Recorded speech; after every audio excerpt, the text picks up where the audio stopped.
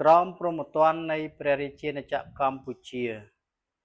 គន្ថីទី4បទល្មើសប្រឆាំងនឹងជាតិមាតិកាទី1ការប៉ះពាល់ដល់ស្ថាប័នចម្បងរបស់រដ្ឋជំពូកទី2ការប៉ះពាល់ដល់សន្តិសុខនៃរដ្ឋផ្នែកទី1អំពើក្បត់ជាតិនិងចារកម្មមាត្រា439អំពើក្បត់ជាតិនិងចារកម្មបទល្មើសដែលមានចែងក្នុងផ្នែកនេះជាអំពើក្បត់ជាតិកាលបើបទល្មើសប្រព្រឹត្តដោយពលរដ្ឋខ្មែរឬដោយយោធិនខ្មែរនិងជាចារកម្មកាលបើបទល្មើសនេះប្រព្រឹត្តដោយបុគ្គលដទៃទៀតមាត្រា440បទប្រគល់ឲ្យរដ្ឋបរទេសនៅដែនដីជាតិទាំងស្រុងឬមួយផ្នែកអំពើប្រគល់ឲ្យរដ្ឋបរទេសឬភ្នាក់ងារបរទេសនៅដែនដីជាតិទាំងស្រុងឬមួយផ្នែកត្រូវផ្តន្ទាទោសដាក់ពន្ធនាគារអស់មួយជីវិតមាត្រា441បទប្រគល់ឲ្យរដ្ឋបរទេសនៅកងយោធពលខេមរៈភូមិន្ទអំពើប្រគល់ឲ្យរដ្ឋបរទេសឬភ្នាក់ងារបរទេសនៅកងយោធពលខេមរៈភូមិន្ទត្រូវផ្តន្ទាទោសដាក់ពន្ធនាគារអស់មួយជីវិតមាត្រា442បទប្រគល់ឲ្យរដ្ឋបរទេសនៅសម្ភារៈជាអាចសម្រាប់ការពារជាតិអំពើប្រគល់ឲ្យរដ្ឋបរទេសឬភ្នាក់ងារបរទេសនៅស្បៀងសម្ភារៈសំណង់បរិក្ខារបតនីយភណ្ឌឬគ្រឿងយន្តសម្រាប់ការពារជាតិត្រូវផ្តន្ទាទោសដាក់ពន្ធនាគារពី15ឆ្នាំទៅ30ឆ្នាំមាត្រា443បទសន្តិធិភាពជាមួយបរទេសបទសន្តិធិភាពជាមួយបរទេសគឺជាអំពើត្រូវរើគ្នាដោយសម្ងាត់ជាមួយរដ្ឋបរទេសឬភ្នាក់ងារបរទេសដើម្បីបង្កើតឲ្យមានអំពើប្រទុษរាយឬឲ្យមានអំពើឈ្លានពានប្រឆាំងនឹងព្រះរាជាណាចក្រកម្ពុជាបទសន្តិធិភាពជាមួយបរទេសត្រូវផ្តន្ទាទោសដាក់ពន្ធនាគារពី15ឆ្នាំទៅ30ឆ្នាំមាត្រា444បទប្រគល់ឲ្យរដ្ឋបរទេសនៅមធ្យោបាយធ្វើការប្រទុษរាយឬឈ្លានពានអំពើប្រគល់ឲ្យរដ្ឋបរទេសឬភ្នាក់ងារបរទេសនៅមធ្យោបាយសម្រាប់ធ្វើការប្រទុษរាយឬឈ្លានពានប្រឆាំងនឹងព្រះរាជាណាចក្រកម្ពុជាត្រូវផ្តន្ទាទោសដាក់ពន្ធនាគារពី15ឆ្នាំទៅ30ឆ្នាំមាត្រា445បទប្រគល់ឲ្យរដ្ឋបរទេសនៅព័ត៌មានជាអាចដែលអាចធ្វើឲ្យអន្តរាយការពារជាតិ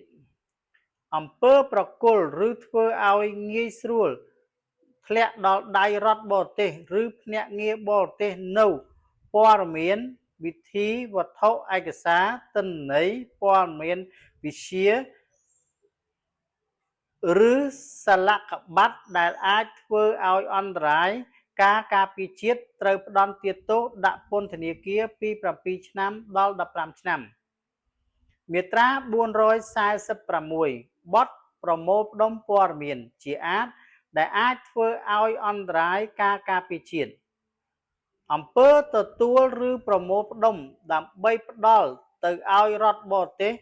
ឬភ្នាក់ងារបរទេសនៅព័ត៌មានវិធីវត្ថុឯកសារទិន្នន័យព័ត៌មានវិទ្យាឬសាលកបាត់ដែលអាចធ្វើឲ្យអន្តរាយការពារជាតិត្រូវផ្តន្ទាទោសដាក់ពន្ធនាគារពី5ឆ្នាំទៅ10ឆ្នាំមាត្រា447បទបំផ្លិចបំផ្លាញជាអាចនៅសម្ភារៈដែលអាចធ្វើឲ្យអន្តរាយការពារជាតិអំពើបំផ្លិចបំផ្លាញធ្វើឲ្យខូចខាតឬកេរបំបត្តិស្បៀងឯកសារសម្ភារៈសំណង់បរិក្ខារបឋនីយភណ្ឌគ្រឿងយន្តគ្រឿងសព្វាវុធគ្រឿងបន្លាស់បច្ចេកទេសឬគ្រឿងគាំពារខាងបច្ចេកទេសផ្សេងទៀត ឬប្រព័ន្ធប្រព្រឹត្តកម្មស្វ័យប្រវត្តិនៃទិន្នន័យឬអំពើធ្វើឲ្យរាំងស្ទះដល់ដំណើរការជាប្រក្រតីរបស់ឧបករណ៍ទាំងនោះកាលបើអំពើនេះអាចធ្វើឲ្យអន្តរាយការការពារជាតិត្រូវផ្តន្ទាទោសដាក់ពន្ធនាគារពី7ឆ្នាំទៅ15ឆ្នាំមាត្រា448បទផ្ដល់ព័ត៌មានមិនពិតអំពើផ្ដល់